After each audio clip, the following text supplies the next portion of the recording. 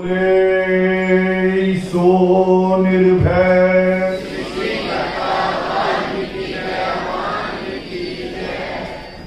आधर प्रेमियों जय वाल्मीकि।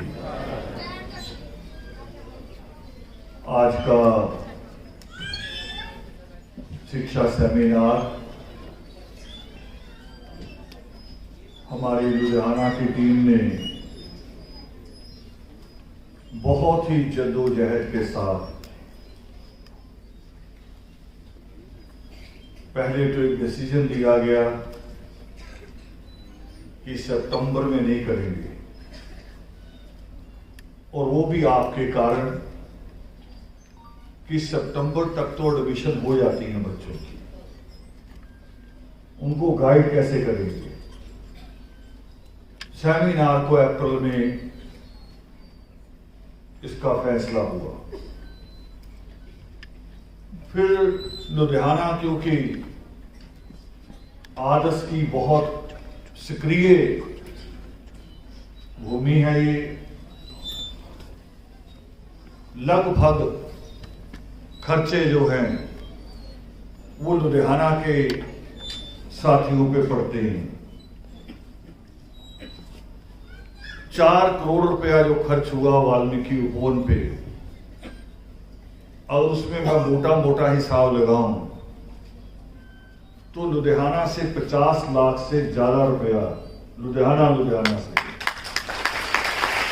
वाल्मीकि उपवन के लिए दिया।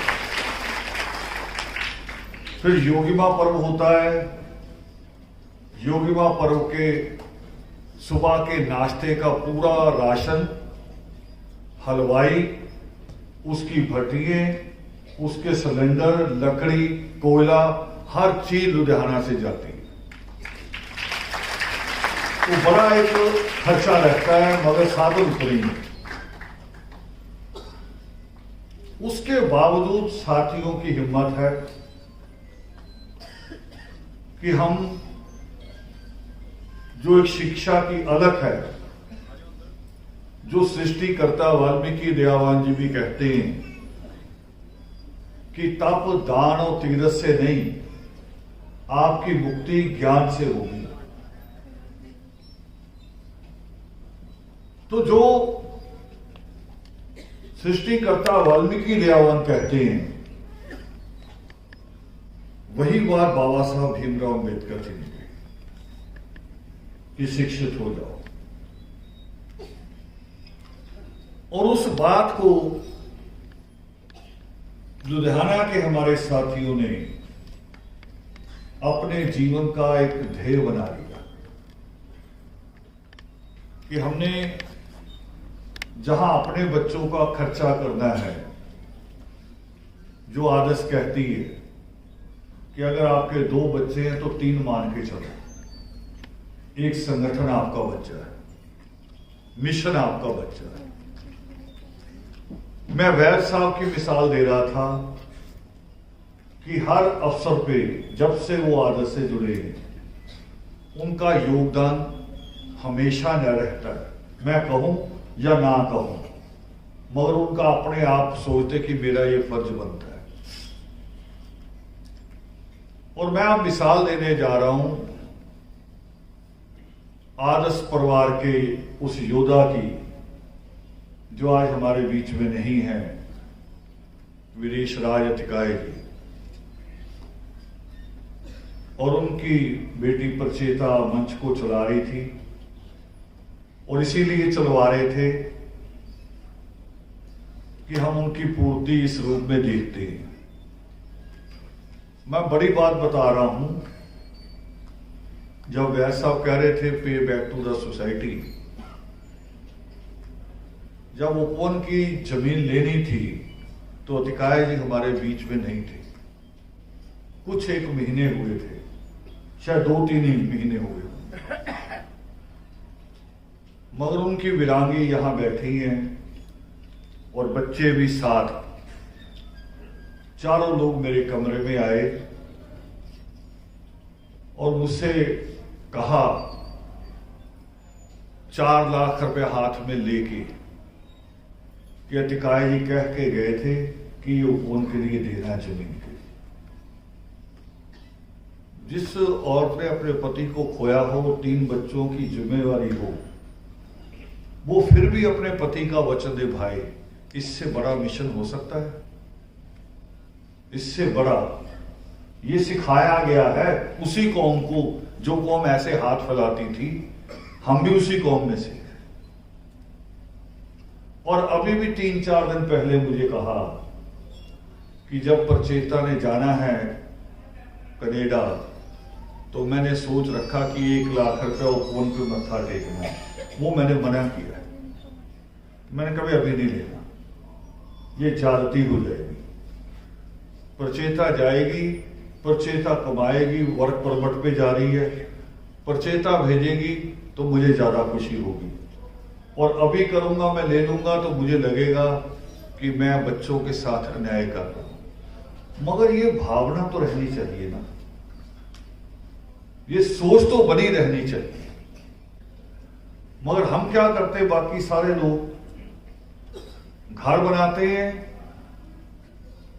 पत्थर तो मुझे महंगे से महंगा दिखाएंगे, यहां तक कि टॉयलेट की सीट दिखाएंगे कि बच्चों ने कहा ये नहीं लेनी, ये लेनी है। और जब मैं कहता हूं कि योगदान आपका होना चाहिए, कह रहे जी खर्चा हो गया घर पे, अब आपके लिए नहीं है। शादी करेंगे तो भी ऐसे ही करेंगे। और जब हम कहते कि अब इसका में योगदान आना चाहिए आपका, वो कहेंगे शादी पे इतना खर्च हो गया। और दूसरी तरफ पंजाब में है, हम यहां से सीखिए, सिख परिवार में जब कुछ भी हो, सुख हो या दुख हो, वो पहले गुरुद्वारे का हिस्सा निकालते, दोनों अवसर पे। वो कभी ये नहीं कहते कि ये दुख का समय है।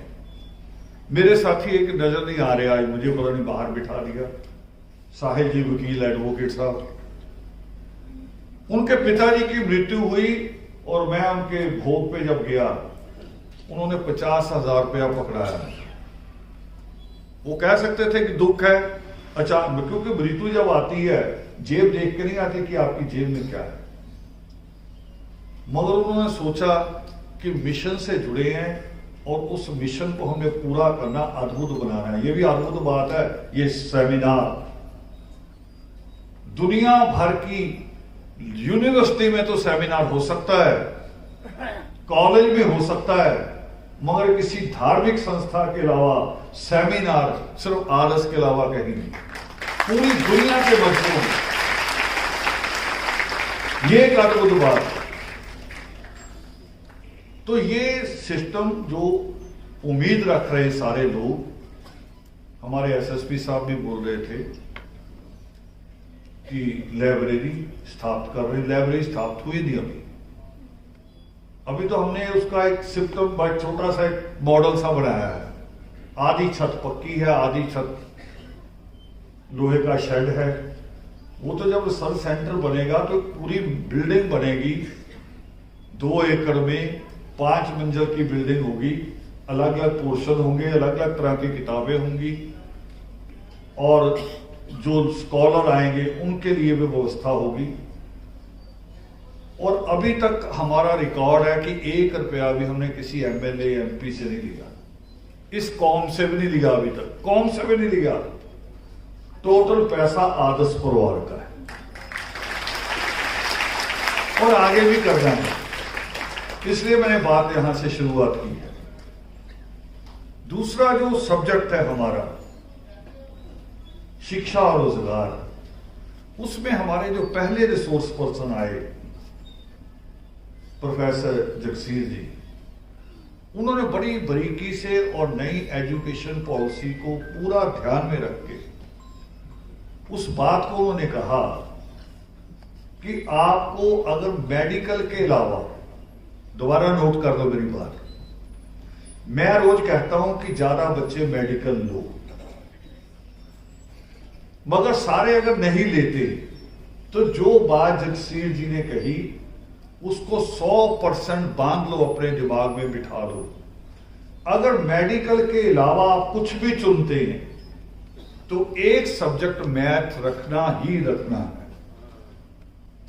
ये जरूरी है, क्योंकि जब भी आप कोई पेपर देंगे, कोई भी नौकरी के जो पेपर निकलते हैं, आर्ट्स वाले वहां मार खाते हैं कि मैथ छोड़ा होता है। पता बैंक का पता करो, बैंक में जो पिछली भर्तियां हुई हैं एसबीआई में 12,000, उसमें ज्यादा बच्चे वो पास हुए जिनका बीएससी था, क्योंकि वो फिजिक्स के और मैथ के क्वेश्चन धड़ाधड़ पार कर गए वो,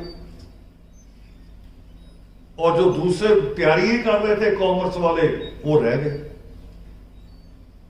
ये सब्जेक्ट हमने इसलिए रखा कि एजुकेशन की मां बाप पूरी ताकत लगाते हैं, बड़ी मुश्किल का पैसा कमा के दे रहे हैं, और बच्चे जीवन लगा रहे हैं। अभी पैसे की पूर्ति तो चलो हो सकती है, मगर जीवन जो निकल गया उसकी पूर्ति तो नहीं हो सकती। जो साल दिन एक पल भी जो निकल गया उसकी पूर्ति नहीं हो सकती, दोबारा नहीं आता। अब बच्चा टाइम लगाए, 20 साल लगते हैं एमबीबीएस करते करते। पहले 17 साल का आंकड़ा था, अभी नई नई क्लासें बीच में जोड़ दी हैं, 20 साल लगते हैं। और 20 साल बाद बच्चे को पता चले कि मैं वो पढ़ लिया जिसका रोजगार ही नहीं है।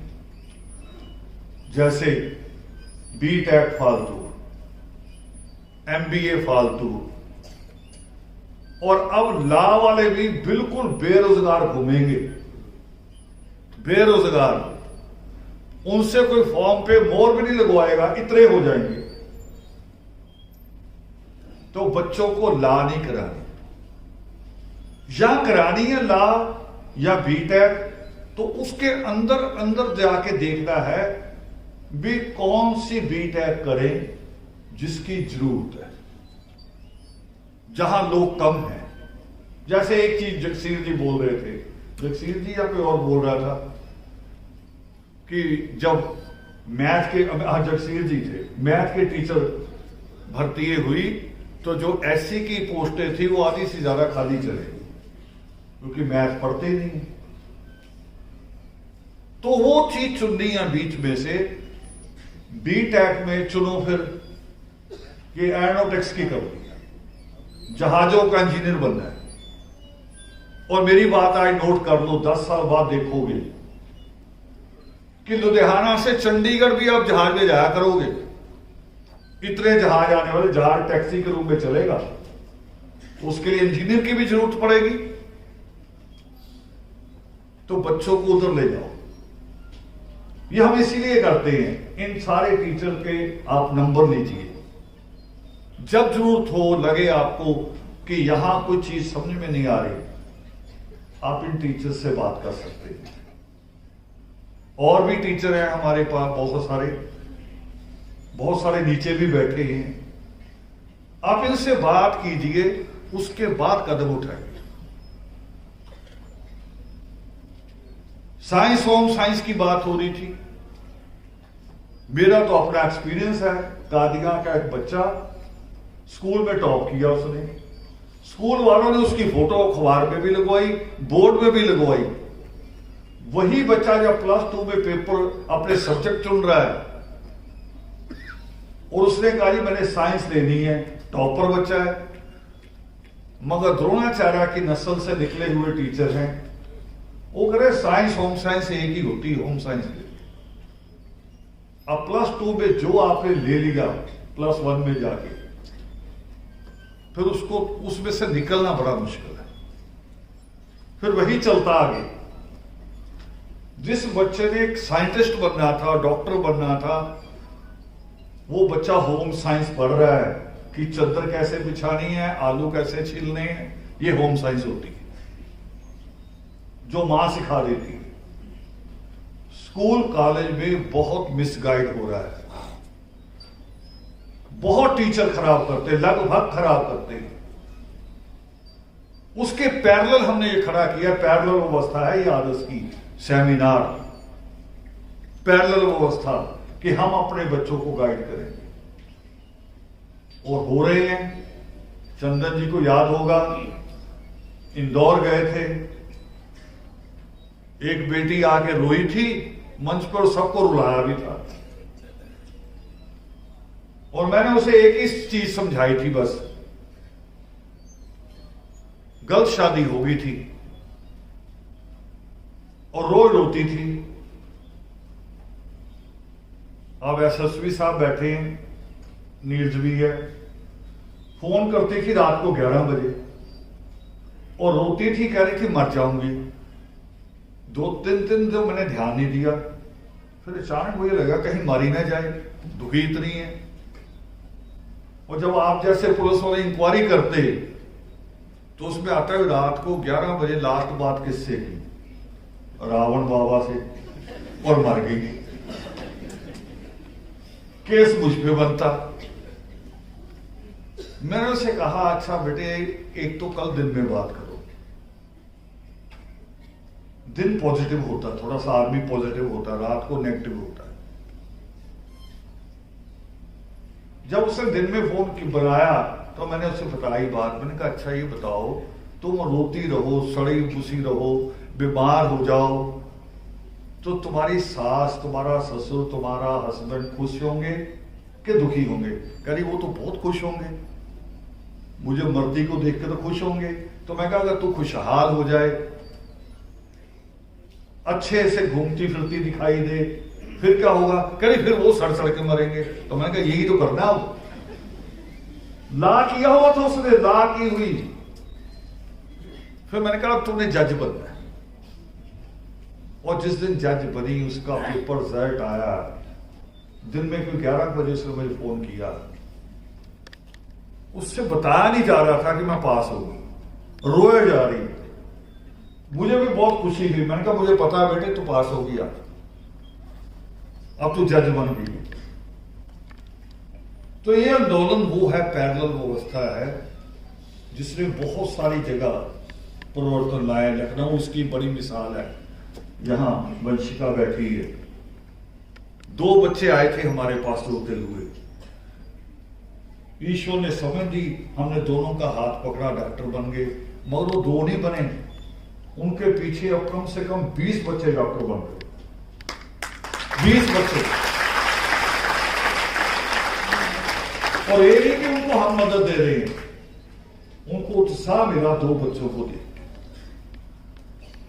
लाइन खड़ी हो गई। तो एक बात यहां बीच में आज आई थी कि एजुकेशन बहुत सारे फासले तोड़ती है, मगर भारत की जो जाति व्यवस्था है उसको तोड़ पाना बहुत मुश्किल है। अगर एजुकेशन तोड़ती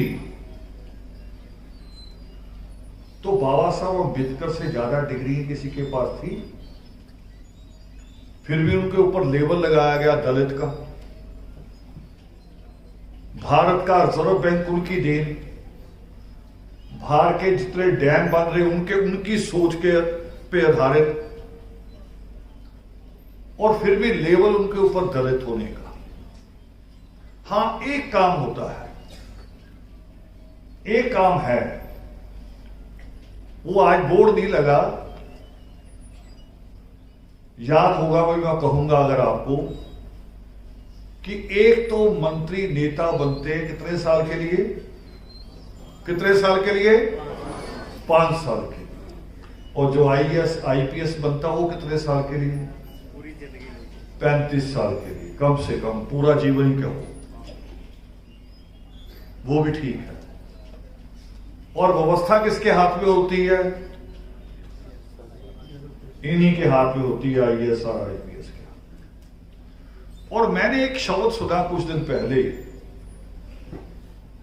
दृष्टि के जो है इंस्टीट्यूट के जो बॉस है,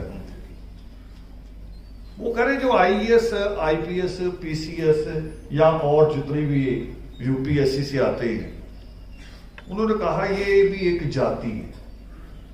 जब आईएएस हो जाता है तो एससी, एसटी, ओबीसी, जनरल कुछ नहीं रहता, वो एक अलग जाति पैदा होती है, क्योंकि उसके हाथ में कमांड आ जाती है। और मैंने तो खुद कैबिनेट मीटिंग एक दिन चलते हुए मुझे ले गए, कैप्टन कमलजीत होते थे, वो मुझे ले गए और मीटिंग में झगड़ा हो गया टंडन के साथ बादल का, एक सीट हार गए थे बाई इलेक्शन। और मैं बैठा तो झगड़े के बाद उनके बीच में हुआ भी आगे की सोचो, आगे कैसे सरकार बिछानी। तो वो 2-3 योजनाओं पे बात करने लगे, मुझे एक साइड बिठाया हुआ था, मुझे नहीं पता मैं सारे आईएएस के बीच में बैठा हूं। मुझे तब पता चला जब वो आईएएस कह रहे यार 2 घंटे हो गए, फालतू की बकवास चल रही है, करना तो हुआ जो हम चाहेंगे। तब मेरा ध्यान उनकी तरफ गया कि ये कौन है। तो फिर पता चला एक चीफ सेक्रेटरी बैठा है, एक पॉलिटिकल सेक्रेटरी बैठा है, सीनियर आईएएस। वो कह रहे इंजन तो हम ही है, सारा कुछ तो कितनी रेस देनी है, कहां खत्म कर देना, कहां फेल कर देना, ये हमारा काम। तो इसलिए हमें यूपीएससी की तरफ भी बढ़ना है। अभी हमारे 2-3 बच्चे पहली बार सीधे आईएएस बने इसी महीने में, ये खुशखबरी है। इसी महीने में बाबा साहब अम्बेडकर, इसी महीने में महात्मा ज्योतिबा फूले, इसी महीने में वीरेश राजकुमार अतिकाय और इसी महीने में आईएएस बने बच्चे। पहले डायरेक्ट आईएएस आए हैं, पहले प्रमोशन से तो बहुत सारे लोग बने। और अब वो जब एक बच्चा कूद जाता है ना, फिर दूसरे के भी हिम्मत बनती कि मैं भी कूद जाऊंगा। और मैं अभी खन्ना था 2-3 दिन पहले और बच्चों से बात कर रहा था, आपसे भी वही बात करनी है। एक बात मुझे बताओ कि जब आप स्कूल में या स्कूल के अलावा कभी किसी ग्राउंड में फुटबॉल खेल रहे हैं, हॉकी खेल रहे हैं, क्रिकेट, जो भी आप गेम खेलते हैं और दूसरे बच्चे भी उसमें शामिल हैं, क्या आप कमजोर पड़ते हैं उनके आगे? बताओ बच्चे, किसी खेल में कमजोर पड़ते हो? तो एक बात साबित हो गई कि फिजिकली आप कमजोर नहीं हैं। अब दूसरा मेंटली आ जाओ। मोबाइल है, मोबाइल के कितने ऑप्शन हैं, कितनी विंडो हैं, कितनी ऐप हैं, इसमें आप कमजोर हो? इसका मतलब मेंटली भी कमजोर नहीं हो। फिर कमजोर कहां मान रहे हो आप अपने आप को? आप अपने आप को जाति के तौर पे कमजोर मान रहे हो और वहां भी आप कमजोर नहीं हैं। अब बताओ मुझे कि आप गंदगी फैलाने वाले हैं या गंदगी हटाने वाले हैं? गंदा कौन हुआ फिर? गंदा कौन हुआ? तो आप वो थोड़ी हैं। आप किस लिए कमजोर मान रहे अपने आप को? बाबा साहब अम्बेडकर आप में से हो गए और रिकॉर्ड है उनका, और रिकॉर्ड भारत में ही नहीं, दलितों में नहीं है। अमेरिका जैसी सुपर पावर मानती है कि उनके जैसा ब्रिलियंट स्टूडेंट दूसरा नहीं आया। यही बात आप अपने अंदर भी रखो, अपने अंदर लाओ, और लाओगे जब आत्मविश्वास पैदा करोगे अपने आप के अंदर, तो सब कुछ कर लोगे। मैं वाल्मीकि उपवन की बात कर रहा था, ये बैठे मेरे साथी लुधियाना के, 10 लाख रुपया था सिर्फ हमारे हाथ में। 10 लाख लेके कितने महीने घूमते रहे और सौदा हुआ 2.25 करोड़ में, और टाइम मिलता 6 महीने का, हमें मिला 2 महीने का। पूरा किया कि नहीं किया हमने? पूरा हुआ कि नहीं? ये विश्वास पैदा, और आप में से हुआ, आपकी जेब में से आया। आगे भी जो चाहेंगे वो हम कर लेंगे, जो चाहेंगे वो कर लेंगे। और ये बात तो सृष्टिकर्ता वाल्मीकि दयावान कहते हैं, ये भगवान कह रहे हैं ये बात। वो कह रहे आप केवल पुरुषार्थ करो, केवल मेहनत करो, 3 लोगों में भी जो चीज होगी उसकी भी कामना करोगे वो आपको मिलेगी। और इसकी मिसाल है कुछ लोग तो ग्रहों के नाम से डरते रहते हैं, करे मेरा शनि खराब, इसका मंगल खराब, इसका बुध खराब। और हमारे देश की बेटी थी कल्पना चावला, वो उन ग्रहों को देखने जाती थी, कहीं मैं दुरुस्त करूं कौन सा खराब है। ठीक नहीं थी एक बेटी, तो जब वो जा सकती है, वो उनको चैलेंज दे सकती है, तो आप तो उनसे ज्यादा ताकत रखते हो, ज्यादा शक्ति रखते हो। आप मां तुंगभद्रा की औलाद हो। पता कौन थी मां तुंगभद्रा? जिसके पति को राम ने उल्टा लटका के कत्ल किया था, महामुनि शंभू को। और जब गर्दन पे तलवार चल रही थी, मां तुंगभद्रा के आंसू निकले। महामुनि शंभू पे रोकने को कहा कि रो मत, तेरे रोने से बाकी लोगों की हिम्मत भी टूट जाएगी। तो मां तुंगभद्रा का जवाब पता क्या था? वो करी इसलिए नहीं रो रही कि तलवार चल रही है, ये तो मनुस्मृति में आपने मुझे पढ़ के सुनाया था कि इससे भी बुरी सजा मिलेगी। इसलिए भी नहीं रो रही कि आप मर जाओगे। आदमी बीमार होकर भी तो मरता है। बहुत नालायक लोग आपको मिलेंगे। कोना भी संघर्ष करना है, सड़क जाम करनी है, कह रहे गोली चल गई तो क्या होगा, लाठी चार्ज हो गया तो क्या होगा। और मैं एक विद्वान का पढ़ रहा था, मुझे नाम याद नहीं आ रहा, पता नहीं चे गुवेरा ने कहा किसने कहा, वो कह रहा सबसे खतरनाक तो बेड है, बिस्तर है, क्योंकि 90% से ज्यादा लोग तो बिस्तर पे मरते हैं। तो बिस्तर पे लेटना बंद कर दो। आप संघर्ष में मरने से डरते हैं तो बिस्तर पे तो ज्यादा मौतें होती, बिस्तर पे पड़े पड़े। खतरनाक तो बिस्तर हुआ, बेड हुआ, फिर वहां जाने से हट जाओ। तो मां तुंगभद्रा का जवाब क्या था? वो कह रही मैं तो इसलिए रो रही, आंसू खत्म कर रही हूं कि आपके प्राण निकलने से पहले आंसू सूख जाएं, ताकि जो काम आप अधूरा छोड़ के जाएं वो मैं पूरा करूं। आप उसकी औलाद, आप उस मां रमाबाई की औलाद हैं जिसके बच्चे को डॉक्टर ने जवाब दे दिया। उसने फिर भी बाबा साहब अम्बेडकर को कहा कि लंदन जाओ, गोलमेज कॉन्फ्रेंस में हिस्सा लो, एक बच्चे के पिता बन के ना बैठो। आपको तो 7 करोड़ लोग बाबा कहते हैं, उनका फर्ज पूरा करो। 7 करोड़ लोग, ये मां रमाबाई के शब्द थे। और जब मां रमाबाई की मृत्यु होने लगी तब भी उसके शब्द क्या थे? तब भी बाबा साहब अम्बेडकर का हाथ पकड़ के कहा, साहब कहा करती थी उनको कि साहब, उस वक्त उनका एक बच्चा बचा था, जसवंत। ये नहीं कहा कि एक बच्चा बचा हो इसका ख्याल रखना, क्या कहा कि साहब मेरे 7 करोड़ बच्चों का ख्याल रखना। उस मां की औलाद है। तो आपको तो कमजोर कहीं भी नहीं पड़ना चाहिए, कहीं भी नहीं। और पैसा कोई मजबूरी नहीं है। दोबारा दोहरा रहा हूं ये बात, दोबारा इसलिए कह रहा हूं, अभी नहीं बोली पर हजारों बार बोल चुका हूं। लड़का देखने दिखाने में आप लाखों रुपया खर्च कर देते हैं, देखने दिखाने में। शादी पे तो करते ही करते हैं, तो फिर पढ़ाई के लिए पैसा क्यों नहीं है? व्यवस्था है, ठीक है, गरीब हम सबसे नीचे हैं, मगर इतने नीचे नहीं हो आप कि पढ़ाई ना हो सके।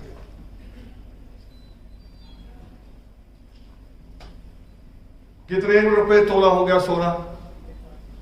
1 लाख। 4-5 लाख का तो सोना ही देते हो आप लड़की को, और 6 महीने रहता नहीं वो। और डिग्रियां दे दो तो उसको कोई खा सकता है? ये सोच पे निर्भर है कि हमें क्या करना है, हमने चुनना क्या है। व्यवस्था है, ईश्वर ने समझ दी है, मगर उस समझ को डाइवर्ट करना है। और दूसरा चैलेंज और बता रहा हूं आपको, इस कौम के बारे में लोग कहा करते थे, आप सबने सुना होगा, कभी शादियों में इकट्ठे होते हैं तो बहाने से, वैसे नहीं, कभी किसी के मरने पे इकट्ठे हो जाएं तो फिर बड़े बैठ के थोड़ी देर अफसोस करके फिर विद्वान बन जाते हैं। जो कभी स्कूल के आगे तो क्या पीछे से भी निकले, वो विद्वान बन जाते हैं। कह रहे ये कौन नहीं बदल सकती। अब ये कौन है सारे, और ये कौन है सारे, एक भी आदमी बाहर का नहीं। बताओ बदल सकती कि नहीं बदल सकती। बदलने का इरादा रखो, उसके लिए त्याग करना पड़ेगा, और तैयार हो जाओ। वाल्मीकि उपवन की बात हुई तो वाल्मीकि उपवन के बारे में ये बात समझ लो कि जैसा ये हॉल है, वहां 3-4 हॉल बनने हैं ऐसे, 1000 सीट का भी, 700 सीट का भी, 500 का भी, 200 का भी। हमने साल भर इंतजार नहीं करना। डॉक्टर लोहिया कहा करते थे कि जिंदा कौमें 5 साल तक इंतजार नहीं करती। हमने साल इंतजार नहीं करना कि साल पूरा होगा फिर सेमिनार करेंगे। 4-5 हॉल बना के तैयार कर देने हैं, और एयर कंडीशन, कि लोग अगर 50 आ रहे हैं तो भी सेमिनार हो जाए। 2 टीचर बुला ले कि बैठो उनके साथ बात करो। ऐसा बनना है वाल्मीकि उपवन, जो परमात्मा के हाथ की कलम है, जो सच में उसको रोशन करेगा।